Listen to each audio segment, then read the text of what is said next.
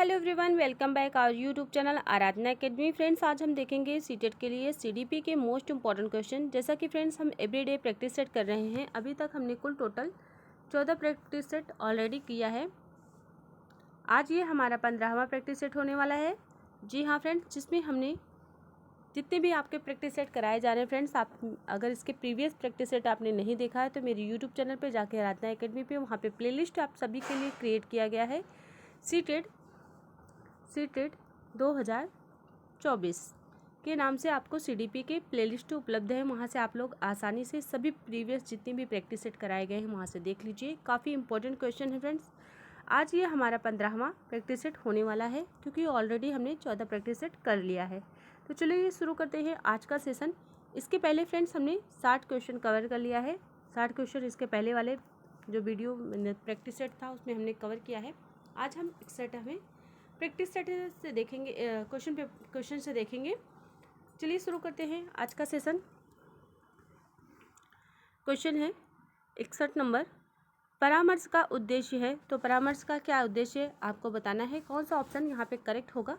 तो बच्चों का समझना, बच्चों की कमियों का कारण का पता लगाना करना, या फिर बच्चों के समायोजन में सहायता करना, या फिर उपरोक्त सभी। तो यहाँ पे आपके तीनों पॉइंट क्या है फ्रेंड्स, करेक्ट आंसर हो जाएंगे, यानी कि डी ऑप्शन राइट आंसर हो जाएगा।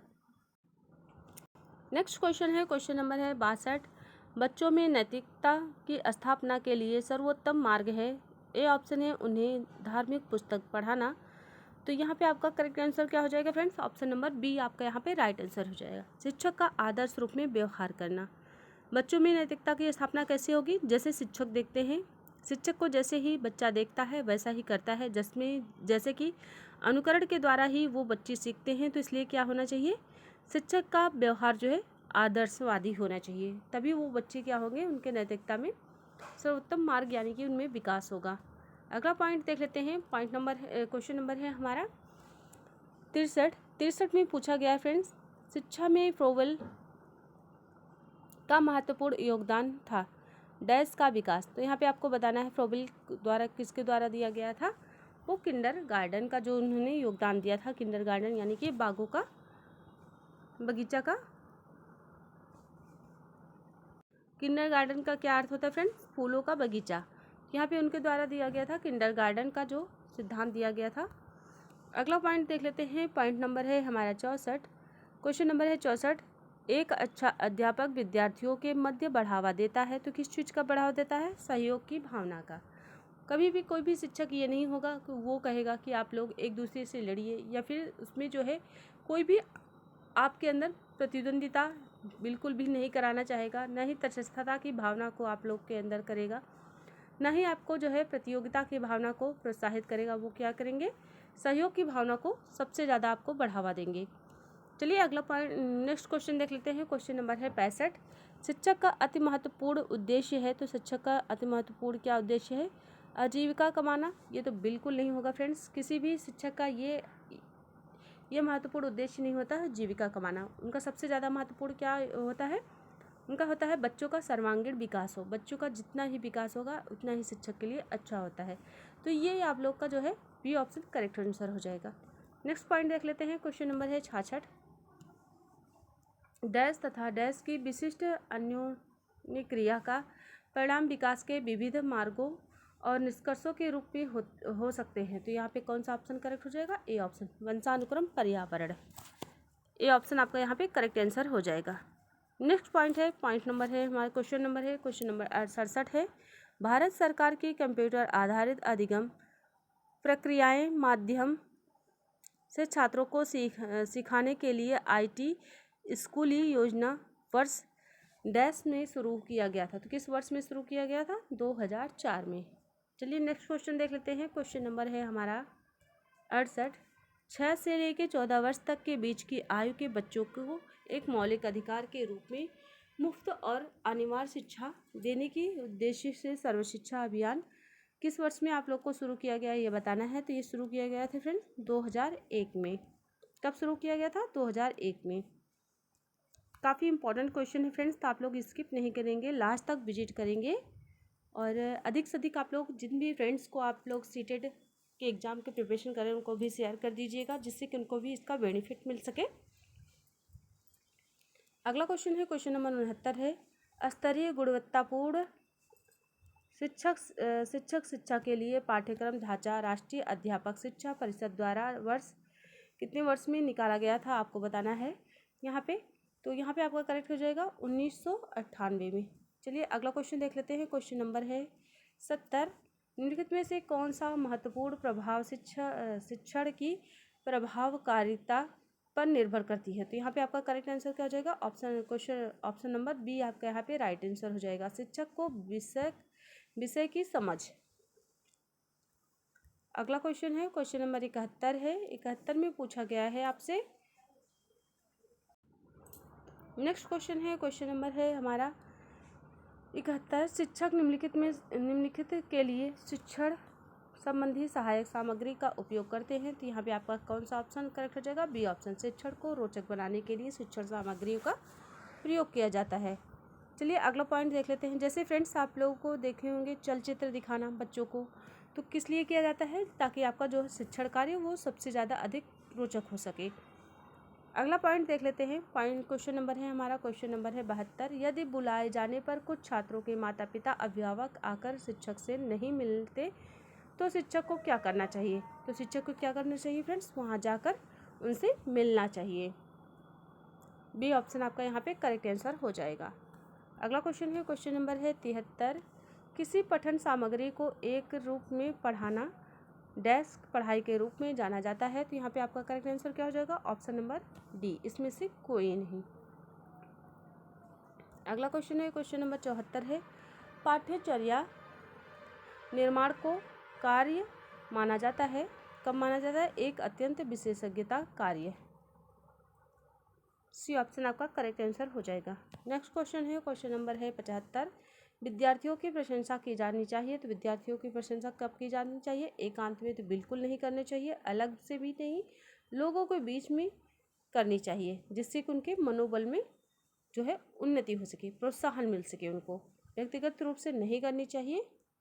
चलिए अगला पॉइंट देख लेते हैं। क्वेश्चन नंबर है हमारा 76, निम्न में से क्या उस खांचे या रेंज को सूचित करता है जिसके भीतर किसी योग्यता या गुण के लिए किसी व्यक्ति के प्रवीणता स्तर का फैसला किया जाता है। तो यहाँ पे आपका ए ऑप्शन करेक्ट हो जाएगा, ग्रेड के मिलने से जो है उसकी प्रवीणता और कुशलता का अनुमान लगाया जाता है। अगला क्वेश्चन है 77, अनुसंधान से पता चलता है कि हमारी पढ़ाई का डैश हिस्सा दृश्य और श्रवण अंगों के माध्यम से ग्रहण किया जाता है। तो यहाँ पे जो है 85 यानी 85% हो जाता है। चलिए नेक्स्ट क्वेश्चन देख लेते हैं। क्वेश्चन नंबर 78 है।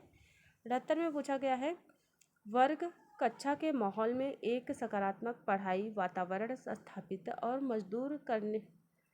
मजबूत करने के अधिकार को निश्चयात्मक अनुशासन से किया जाता है। तो इसमें कौन सा ऑप्शन करेक्ट हो जाएगा, बढ़ावा देता है, बी ऑप्शन आपका करेक्ट आंसर हो जाएगा। नेक्स्ट क्वेश्चन देख लेते हैं फ्रेंड्स। क्वेश्चन नंबर है 89, जब किसी शिक्षक पर प्राधिकारी हावी होते हैं या उसे अन्य कार्य करने के लिए विवश किया जाता है तो उसकी क्षमता क्या हो जाती है, घटती है। बी ऑप्शन करेक्ट आंसर हो जाएगा, क्या होगा, उसकी क्षमता घट जाएगी। चलिए अगला क्वेश्चन देख लेते हैं। क्वेश्चन नंबर 80 है। 80 में पूछा गया है, छात्रों के सही मूल्यांकन के लिए निम्नलिखित में से किस विधि का प्रयोग किया जाना चाहिए। तो यहाँ पे आपका बी ऑप्शन करेक्ट हो जाएगा, सतत मूल्यांकन। अगला क्वेश्चन है क्वेश्चन नंबर 81 है। 81 में पूछा गया है, एक शिक्षक को समाज में सम्मान मिलाना, यहाँ पे मिलाना लिखा है,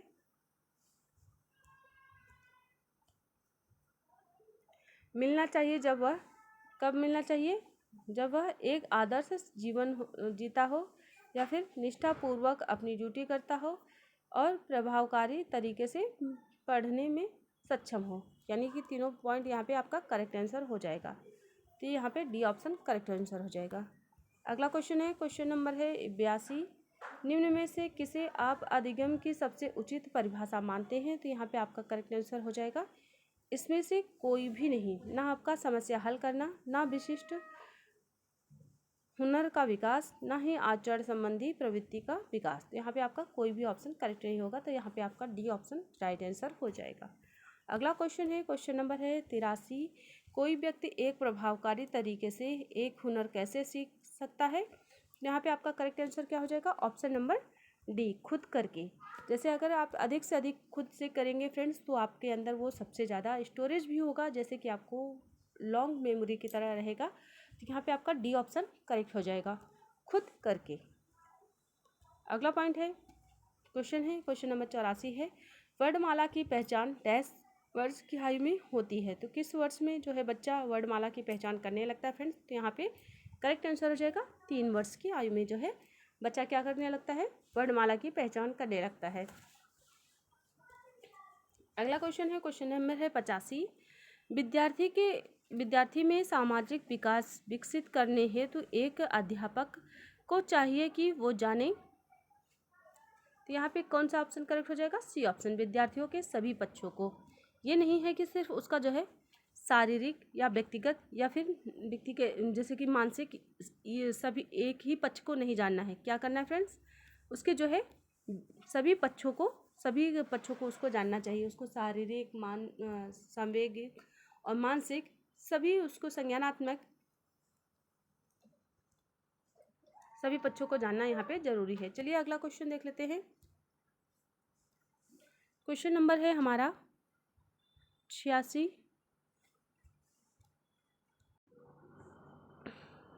शब्द एनालिटिकल एलिमेंट्स निम्न गहन संबंध रखता है, तो किसका रखता है? अधिगम स्थानांतरण का। सी ऑप्शन आपका यहाँ पे करेक्ट आंसर हो जाएगा। अगला क्वेश्चन है, क्वेश्चन नंबर है 87। स्फूर्ति अवस्था कहा जाता है, तो स्फूर्ति अवस्था कौन सी अवस्था को कहा जाता है? बाल्यावस्था को स्फूर्ति अवस्था कहा जाता है। वहीं तनाव और तूफान का अवस्था किसको कहा जाता है फ्रेंड्स? कहा जाता है किशोरावस्था को। तो यहाँ पे आपका करेक्ट आंसर कौन सा हो जाएगा? जब भी आपके एग्जाम में क्वेश्चन आएगा स्फूर्ति की अवस्था किसे कहा जाता है? तो बाल्यावस्था को।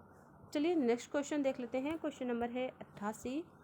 पूछा गया वातावरण वह बाहरी शक्ति है जो हमें प्रभावित करती है, किसने कहा है? तो ये कहा गया फ्रेंड्स राज के द्वारा। बी ऑप्शन यहाँ पे करेक्ट आंसर हो जाएगा। नेक्स्ट क्वेश्चन है, क्वेश्चन 89 है। यहाँ पे पूछा गया संवेदना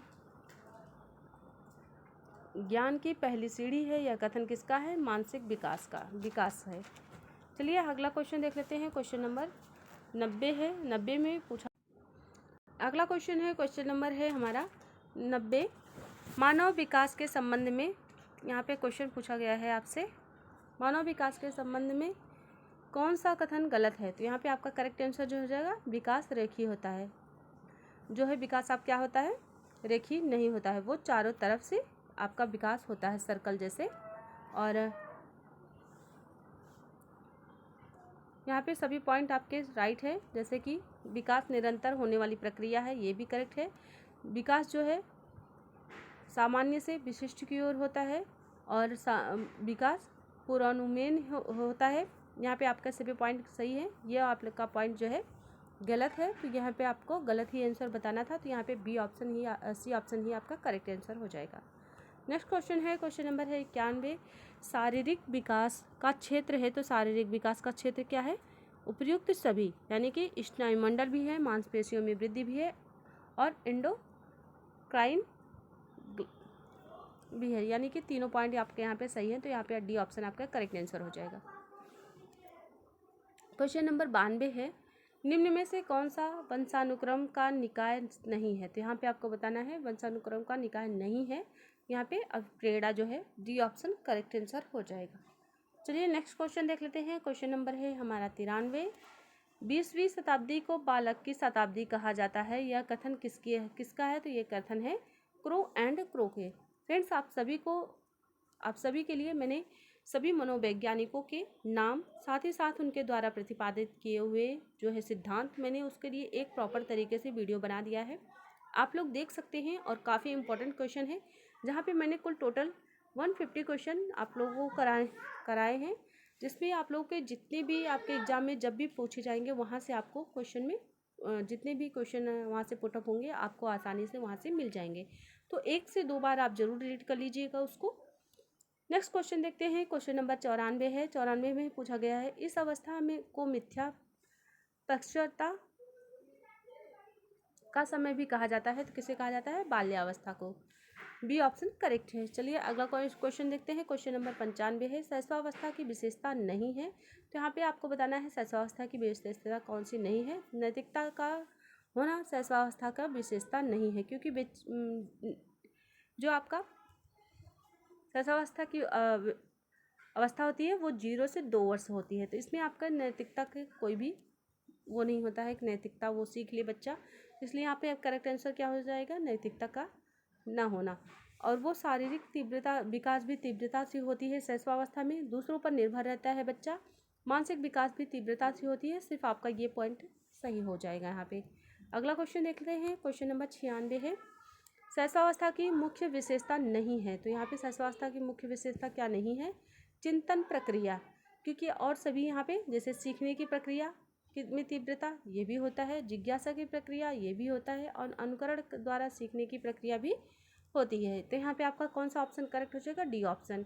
अगला क्वेश्चन है, क्वेश्चन नंबर है 97, किस मनोवैज्ञानिक के अनुसार विकास एक सतत और सीधी धीमी प्रक्रिया है। तो यहाँ पे हर्लाक, डी ऑप्शन करेक्ट आंसर हो जाएगा।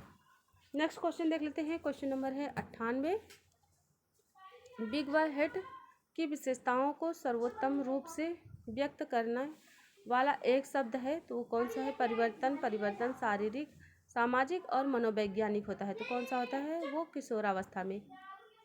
यहाँ पे आपका सी ऑप्शन करेक्ट आंसर हो जाएगा, किशोरावस्था।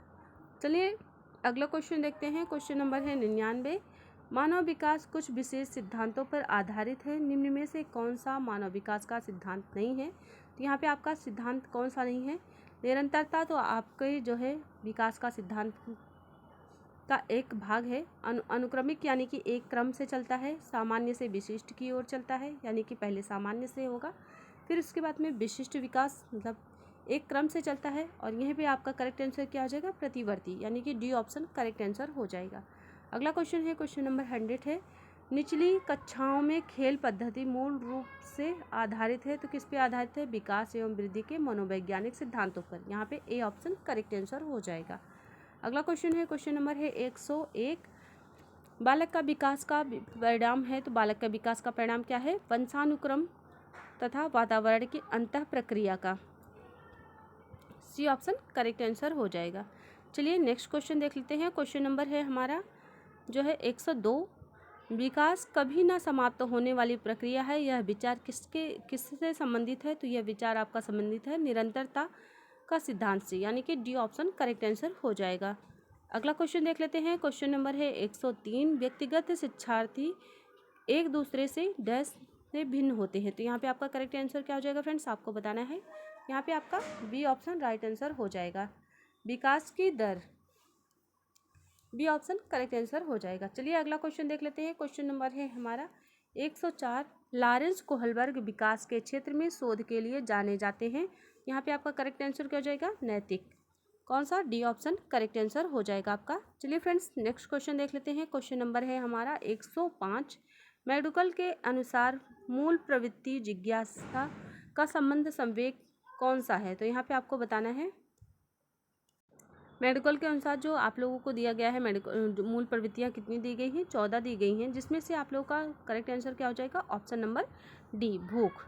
चलिए अगला क्वेश्चन देख लेते हैं।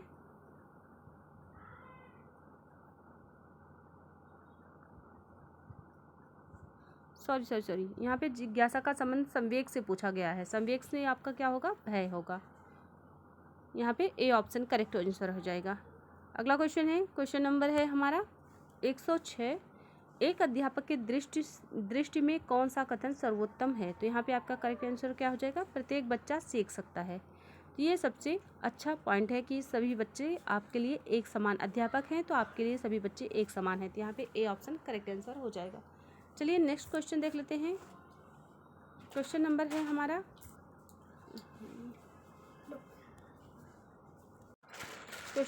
हमारा मनुष्य जीवन का आरंभ मूलतः घटित होता है। तो मनुष्य जीवन का कब घटित होता है, केवल एक कोष में।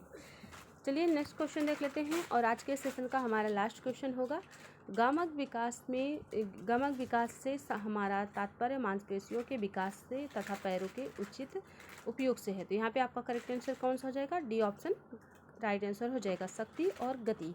फ्रेंड्स आज का सेशन हम यहीं पे समाप्त करते हैं। आपको सेशन कैसा लगा प्लीज़ कमेंट बॉक्स में ज़रूर बताइएगा, क्योंकि यहाँ से फ्रेंड्स आपको क्वेश्चन काफ़ी इंपॉर्टेंट क्वेश्चन कराए जा रहे हैं जो कि आपके एग्जाम के पॉइंट ऑफ व्यू से काफ़ी इंपॉर्टेंट है।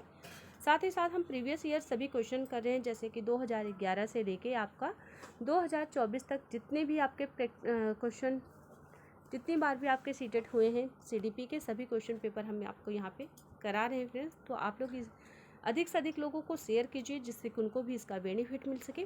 और आप लोग का जो एग्ज़ाम का डेट प्रस्तावित हुआ है वो 7 जुलाई को तय हुआ है और 7 जुलाई को आप लोग का इसका एग्ज़ाम है। तो आप लोग अभी से अच्छे से प्रिपरेशन करिए, क्योंकि आप सभी को पता है कि सीटेट का जो पहले लेवल था वो अभी आपका लेवल थोड़ा सा टफ हो गया है, क्योंकि आपने देखा होगा नेक्स्ट बार आपका कितना कम परसेंटेज जो है, चाहे वो आपका पेपर फर्स्ट हो या पेपर सेकंड हो, दोनों में क्वालिफाई जो स्टूडेंट किए थे वहाँ पे तो बहुत ही कम परसेंटेज पे आया है आप लोग का क्वालिफाई स्टूडेंट जो हुए थे। तो इसलिए आप लोग अच्छे से प्रिपरेशन कीजिए। एवरीडे जो है प्रैक्टिस सेट मॉक टेस्ट ज़रूर लगाइए। मिलते हैं नेक्स्ट वीडियो में। Thank you so much. Thanks for watching.